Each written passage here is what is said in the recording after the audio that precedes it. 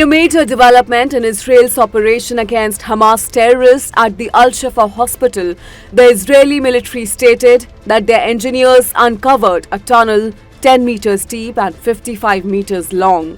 The Israeli forces added, the tunnel, which leads to a blast-proof door, have been created to block Israeli military from entering Hamas's command centers and accessing its underground assets. Meanwhile, as Israel continues to counter attacks from all the fronts, now Yemen's Houthis, a militant group, hijacked an Israeli cargo ship in the Red Sea shipping route and took away 25 crew members as hostages. The Houthi rebels, who are backed by Iran, confirmed that they had hijacked the ship, adding that they will continue doing so until Israeli troops do not stop their strikes against Gaza's Hamas. Notably, the IDF entered the tunnel through the shaft it had located a couple of days ago near a location at the Al-Shifa hospital.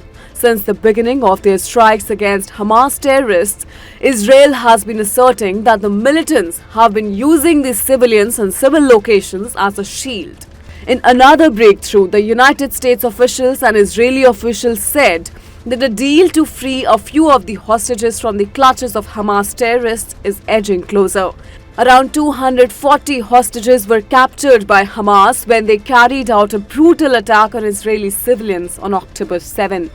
Meanwhile, Israeli military released a security camera footage on Sunday showing hostages being brought into the Al-Shifa hospital. According to a Palestinian source, Qatar has also presented Israel with two suggestions to crack a deal for freeing hostages. The source, who wished not to be named, said that the first suggestion is that Hamas would release 53 children and women in exchange on 3-day ceasefire and entry of certain amount of fuel into the Gaza Strip, while the second suggestion is the release of 87 hostages by Hamas in exchange of release of Palestinian women and children, along with certain security prisoners, ceasefire for 5 days, and a larger amount of fuel for Gaza Strip. In a stern warning to Palestinian authorities, Israeli Prime Minister Benjamin Netanyahu said that when all the Hamas terrorists will be eliminated from the Gaza Strip, he will not allow any authority in Gaza to support terrorism.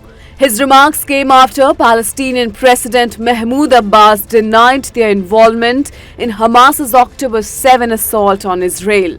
Taking to the microblogging platform X, Netanyahu said that President Abbas continues to refuse to condemn terrible massacre carried out by Hamas.